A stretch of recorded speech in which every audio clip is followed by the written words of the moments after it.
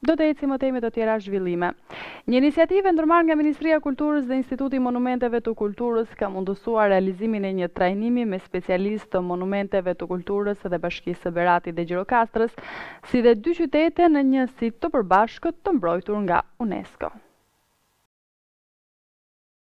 Një iniciativë ndërmarrë nga Ministria e Kulturës dhe Instituti i Monumenteve të Kulturës ka mundësuar realizimin e një trajtimi me specialistë të monumenteve të kulturës së Bashkisë së Berat dhe Gjirokastër, si 2 qytetet me një stil të përbashkët të mbrojtur nga UNESCO. Ka nisur ky qëndrim historik në qytetin e Beratit me pjesëmarrjen e specialistëve të 2 bashkive, por edhe drejtuesve të Parkut Kombëtar të Butrintit, takim që synon trajnimin e specialistëve për sa i përket rekomandimeve të lëna nga UNESCO për palën shqiptare. Në këtë trajnim të nisur nga Berati që do të vazhdojë në Gjirokastër për të mbyllur në Tiranë ndërthurën ana teorike dhe ajo praktike në terren. Dyja problematikat kryesore mbi të cilat synohet trajtimi i specialistëve: monitorimi